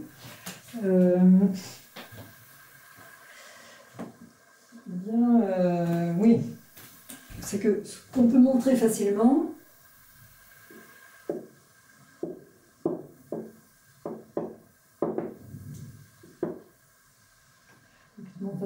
c'est le fait que ce noyau, ici, est dénombrable, sous les hypothèses faites. Ça ne va servir à rien dans la pratique, mais... alors là, je peux expliquer rapidement l'argument sans écrire. C'est parce qu'en fait, ce noyau, par des propriétés générales encore liées aux variétés de Chow, ça donne des résultats de structure sur l'équivalence rationnelle. Si on regarde ce noyau, c'est forcément une union une union dénombrable. D'abord, c'est une union dénombrable de sous-variétés algébriques de ça, de généralité, mais c'est aussi un sous-groupe. Donc la conclusion, c'est que c'est forcément une union dénombrable de translatés d'une sous-variété abélienne de JC. Bon, deuxièmement, le fait que C est très général, ça nous dit que JC est simple, il n'y a pas de sous-variété abélienne non triviale, donc c'est soit 0, soit tout. Donc, dans cette situation, s'il y a un noyau dans le noyau d'un K J étoile, soit c'est tout, soit c'est une union dénombrable de points, donc c'est dénombrable. Mais par ailleurs, si c'est tout, alors là pour le coup, il ne peut pas y avoir tant de cas que ça, parce que si maintenant je prends les C contenus dans S, je ne faut pas oublier que S étant fixé, C va se déformer. J'ai le droit de prendre C très général. Si c'est tout pour C maintenant très général, eh bien maintenant ma courbe va varier, et puis je saurai que le J étoile est trivial pour tous les membres d'une famille. Et donc ça entraînera que le CH0 de S est trivial, mais on sait qu'il n'est pas trivial par Mumford, par le fait que H20 de S est différent de 0. Donc là, en fait, cet argument, il montre que cette remarque est déjà vraie, s'applique déjà pour D égale 4, puisque la seule chose qu'on utilise ici, c'est le fait que H20 de S est différent de 0. Alors, voilà, maintenant, j'explique en fait ton mouvement, le principe de la démonstration ici.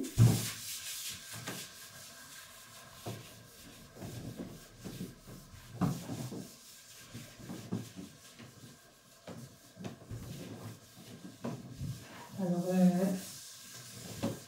dans un certain sens, ça va ressembler un petit peu à ce qu'on a fait la semaine dernière. Donc, démonstration du théorème 1.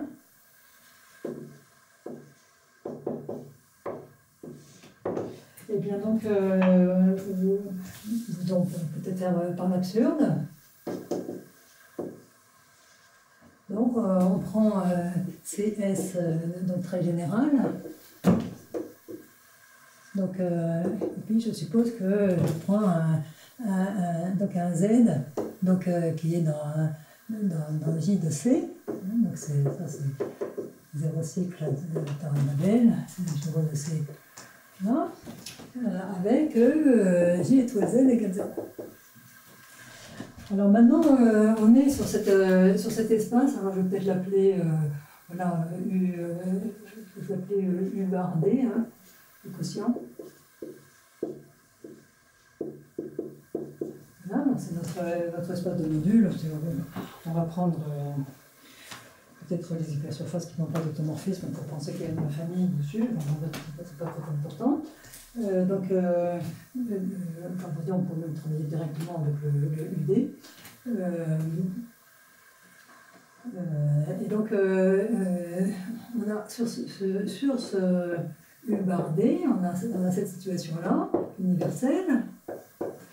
Et puis, ici, on a un point très général voilà, avec un cycle. Encore une fois, par des arguments de type Cho, tout ça se met en famille, et donc on va et puis ici on a ce Z dans CH0 de CT, donc avec T très général, et ce truc-là, c'est satisfaisant cette condition, et tout ça, ça s'étale. Donc, ça va me dire qu'il existe donc un morphisme dominant ici, génériquement fini sur son image.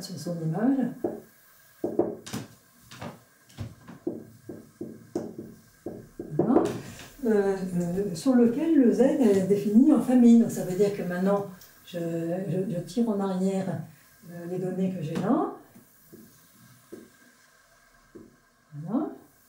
Maintenant, je suis au-dessus de ça. Mais ici, mon Z, il est là. Le Z, il est dans le CH1 de cette type-là. Et il a la propriété que JT, alors là j'ai ce J, JT étoile de ZT est égal à 0 dans CH0 de S, là, quel que soit T dans utile. Alors maintenant, j'applique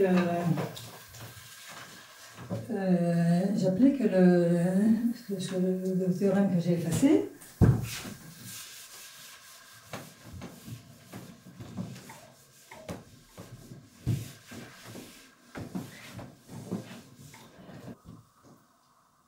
Là, donc on a ce cycle là de codimension 1, Z, dans C-tilde, et il a la propriété que quand on le pousse dans S-tilde, fibre à fibre, on obtient 0. Alors, je ne sais pas pourquoi j'ai écrit cette démonstration au départ l'absurde.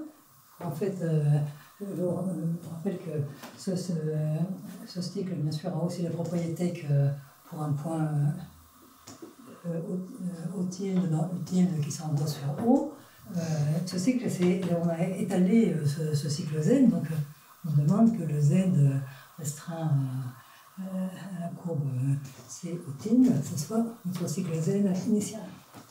Voilà. Et ce qu'on veut montrer, c'est le contenu du théorème, c'est que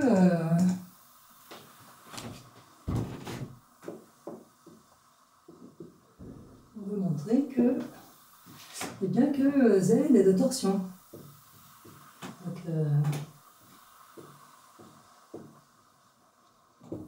alors ce qu'on va faire, c'est qu'on va utiliser toute la fonction normale associée. On a étalé ce cycle Z, donc on utilise la fonction normale du Z et on va qui est une section de la famille de Jacobiens intermédiaires. Et on va montrer que le Z est de torsion.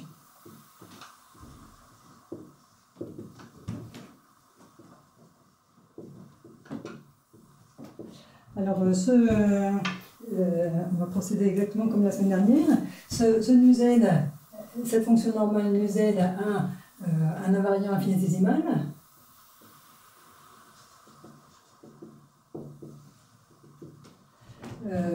Delta nu Z. Qui vit dans. Alors maintenant on sait dans quoi ça vit, et surtout on sait qu'un coefficient de pi près, c'est la même chose que la classe de notre cycle.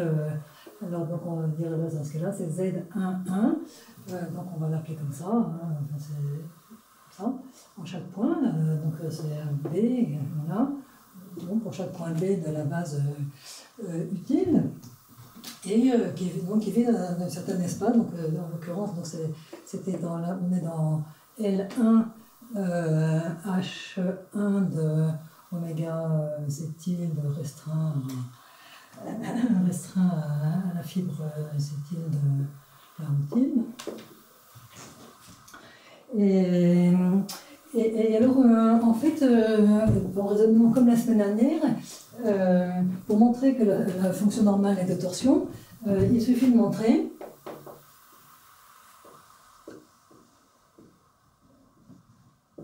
que le delta nu Z est égal à 0.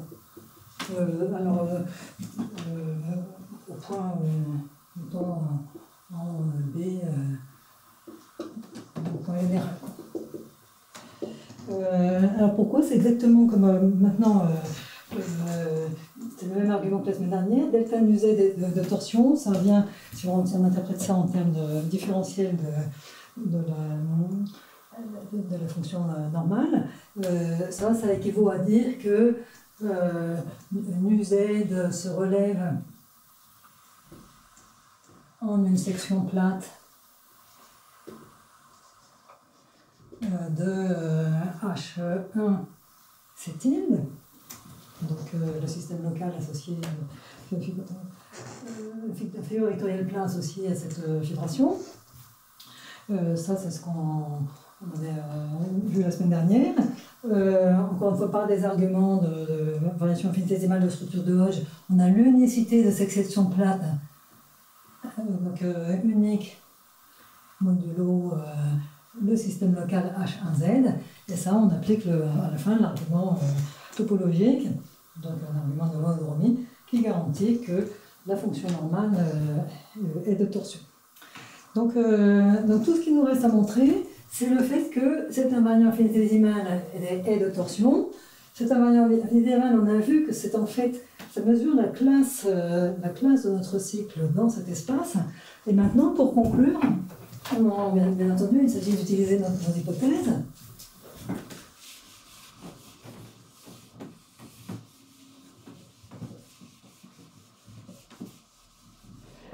On sait que maintenant on regarde notre cycle, donc on a notre situation comme ça, au-dessus de l'utile, et maintenant on regarde le cycle J étoile Z. Et ce cycle-là, comme il satisfait cette condition, le théorème précédent nous dit que ce cycle-là, en fait, sa classe de cohomologie, on prend tout de suite, c'est un cycle de codimension 2, et sa classe de cohomologie est nulle.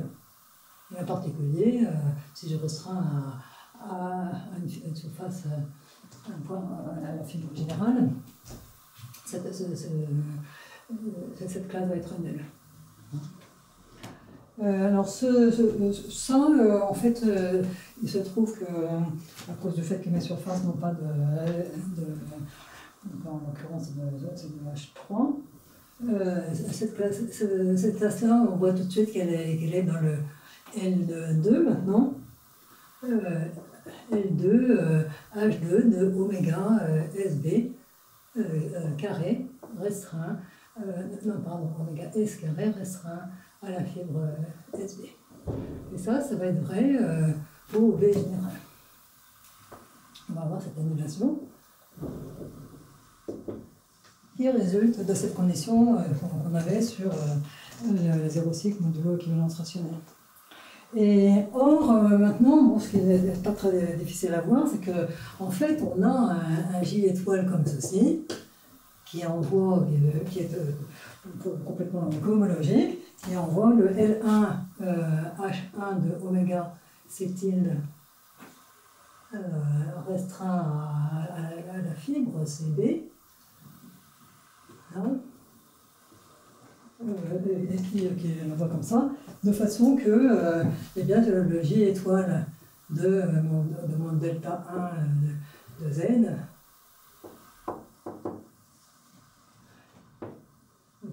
B est égal à la classe de J étoile Z de 2 au point B. Là, je n'ai même pas besoin de mettre le delta 1 parce que comme dans le plus petit morceau, le morceau plus profond de la filtration de l'oreille, le delta 1, c'est la classe de tout, c'est qu'il faut mettre delta 2 sur le.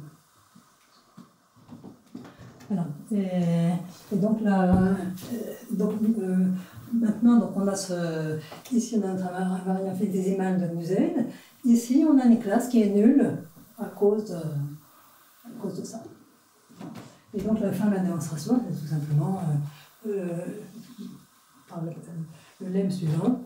Je ne vais pas le démontrer, mais ça pour le coup c'est un calcul tout à fait explicite. Lemme, eh bien cette application J étoile est injective.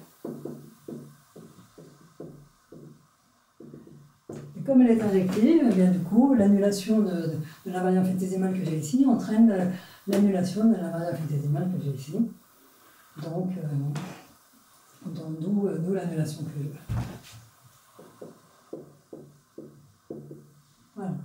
Et donc, ça termine la démonstration modulo, comme je dis, la conclusion un petit peu topologique, qui est la même que la semaine dernière, avec les fonctions normales dont la monodromie localement plate et dont la monodromie est entière. Voilà, donc voilà pour la preuve de théorème 1.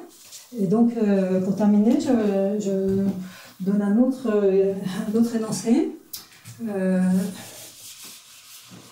encore une fois, qui va préciser les énoncés de type Mumford, disant que quand il y a des formes différentielles, de type 2, 0, et bien, la relation équivalence rationnelle ne donne pas énormément de relations entre les points. Là, c'est un énoncé plus précis. Il dit la chose suivante. Alors maintenant, il n'y a plus de courbes dans les surfaces, il y a juste des surfaces dans P3, degré D. Peut-être que je vais appeler UD l'espace de module. Enfin, donc UD, ça fait notre espace de module. Maintenant, on va prendre tout le quotient de l'espace de polynôme homogène de degré T à 4 variables par GL4.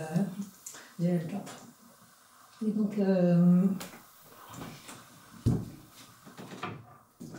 donc, maintenant, le théorème 2 va dire la chose suivante. Alors, encore une fois, on est sur C. On suppose que D est au moins égal à 7. Et donc on prend maintenant une surface S très générale. Donc correspondant à un point très général dans cet espace de module. Alors, pour P différent de Q, donc 2 points, de S, donc n'importe quel choix de 2 points, eh bien, les classes, donc P moins Q est différent de 0 dans CH0 de S. Donc il n'y a pas de relation d'équivalence rationnelle entre 2 points. Alors,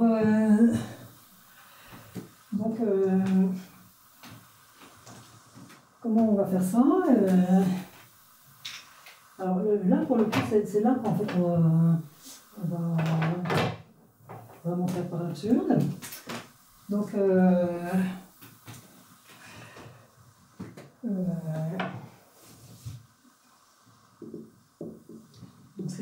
la démonstration précédente n'était pas réellement par l'absurde.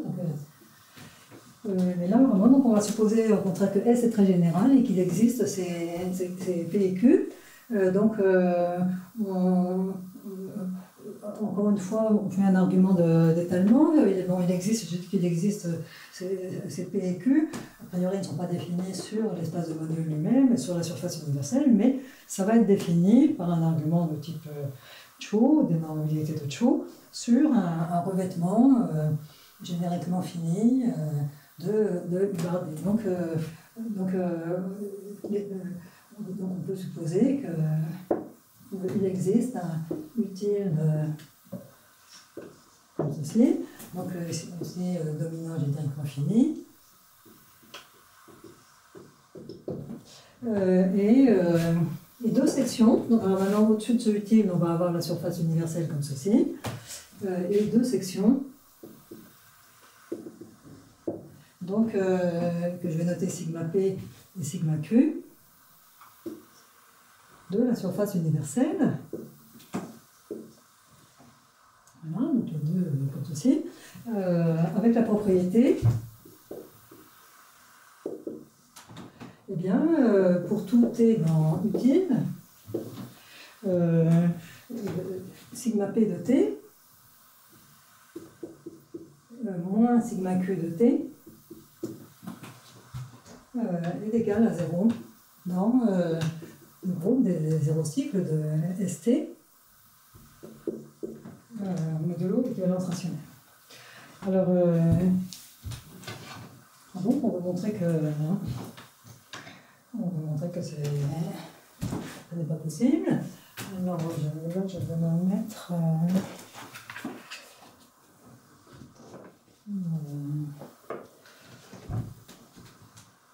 donc on va appeler Z.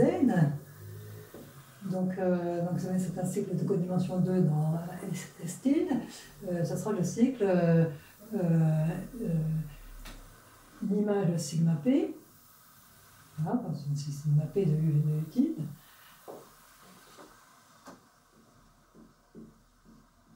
Moins sigma Q de utile.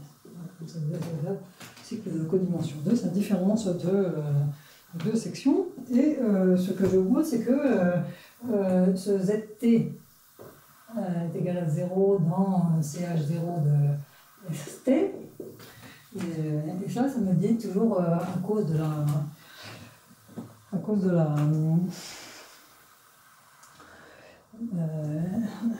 du théorème qu'on avait établi précédemment, principe de Bloch-Rivas, ça me dit que ce Z va avoir une classe. Alors je prends sa classe voilà, comme avant, là, une classe algébrique, Z de 2 qui est nulle, et en particulier sa restriction aux fibres. Donc, ça veut dire que je regarde ce cycle, cette classe de cycle, comme ceci. Donc là, on n'a pas général. Et je dis que ça doit valoir 0, donc B général. Voilà. Et là, je vais vous montrer, tirer de là une contradiction. Alors,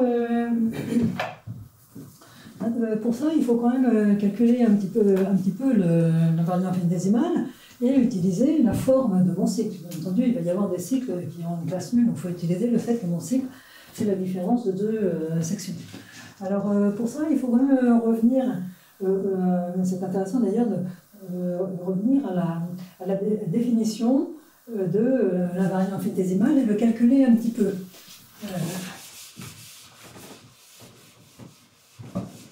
Bon, donc la contradiction va venir de ça et de la forme spécifique du Z.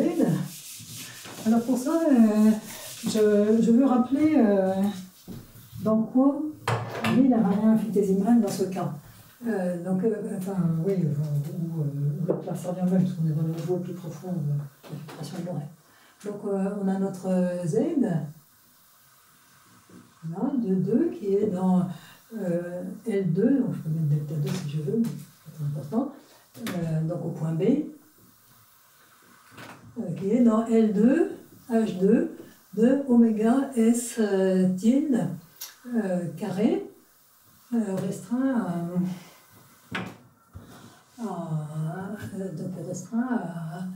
à la fibre. Voilà, comme ça. Et alors maintenant, alors, ça c'est très facile de voir à quoi ça ressemble. Alors là, je ne sais pas, est-ce que j'ai vraiment besoin de l'écrire. Quoi qu'il en soit, on va calculer ce groupe-là via la dualité de Serre. Donc, si j'appelle le N la dimension de la base, ce qu'on peut voir, c'est que donc, par dualité de Serre,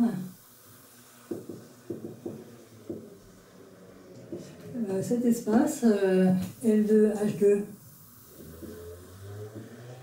de oméga S tilde carré restreint à SB tilde est isomorphe. Alors à quoi? À ohm H0 de S20, si je mets oméga S tilde, et ici je vais avoir puissance N restreint à SB. Et là, je mets, c'est ohm, et là, je mets oméga utile, puissance n au point B. Bon, là, je fais ça point par point, fibre à fibre. Tout ça peut se faire globalement en appliquant un R2 pi étoile. Bon, ça ne change pas grand-chose à la faire. Alors maintenant, là je ne peux pas entrer dans tous les détails des calculs, mais maintenant on voit beaucoup plus clairement quelle est la signification de l'invariant infinitésimal. Donc maintenant j'ai ma classe comme ceci, et donc j'ai ce delta 2 de Z. Non, j'ai dit une bêtise, parce que on est dans le L2, donc en fait c'est ohm. C'est ça. Là-dedans, il y a un sous-machin qui est le oméga utile.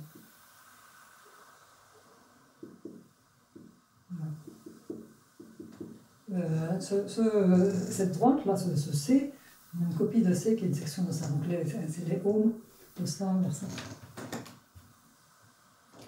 Donc je dis simplement que le dual de ceci, c'est ce quotient-là. Donc maintenant le lemme, c'est que qui va permettre de calculer notre invariant, notre classe du premier invariant, notre invariant infinitésimal. Fait. Ceci c'est égal à, donc je vais le représenter comme un élément dans ce ohm, alpha associé, donc ici je prends une classe en 0 de cette section globale de ces formes différentielles restreintes à la fibre, alpha associé sigma p étoile alpha moins sigma q étoile alpha. Donc c'est évidemment extrêmement simple. Il y a juste une petite remarque à faire. A priori, donc ça, ceci va de... c'est bien quelque chose qui va de H0 de S tilde B, oméga S tilde puissance n tilde B vers oméga U tilde B puissance n.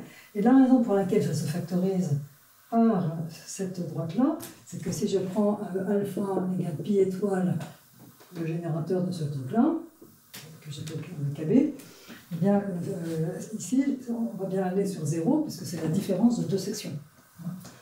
Donc, ça se factorise bien comme ça. Donc, on a ce fait-là, donc il nécessite évidemment une petite démonstration. Enfin, c'est juste la dualité de C, c'est quand même pas monstrueux à vérifier. Et donc, une fois qu'on a reformulé les choses comme ça, on oublie un peu le formalisme cohomologique, on arrive à la conclusion qu'on a deux sections, sigma p et sigma q, qui sont différentes, et qui ont la propriété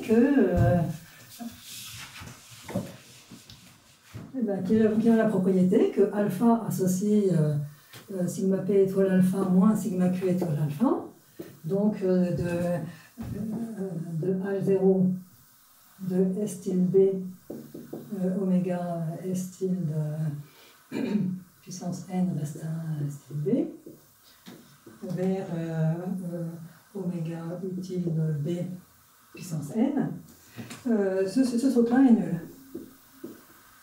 Voilà, on est arrivé à cette conclusion-là. Et maintenant, la fin de la démonstration, je vais donner une contradiction.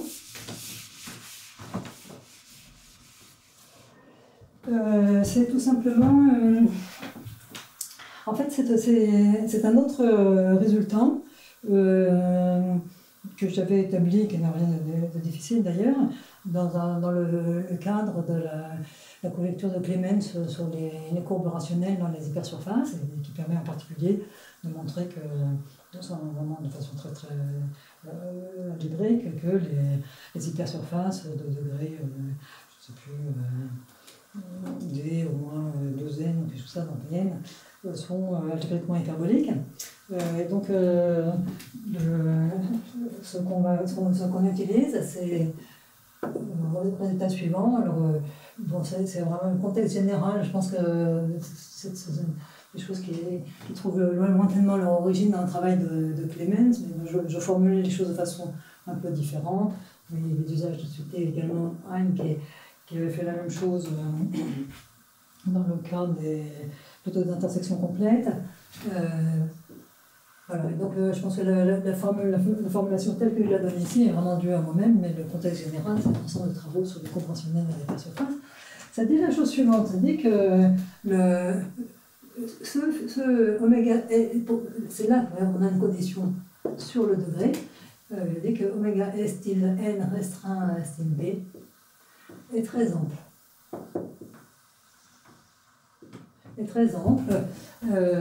Voilà, et ça s'arrête là.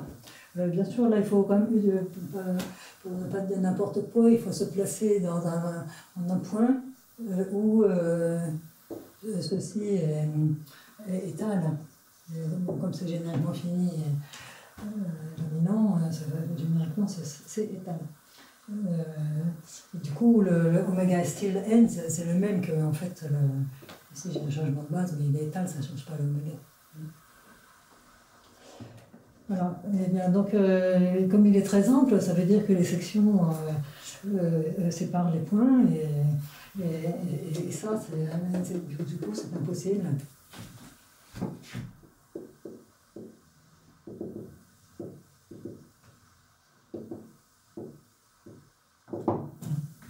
Les sections séparent les points, et donc on obtient une contradiction avec le fait que là, enfin, je veux dire, on a ces deux applications d'évaluation qui doivent coïncider en des points différents.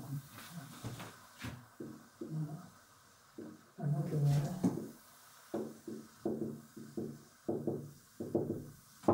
voilà. Donc je m'arrête pour aujourd'hui.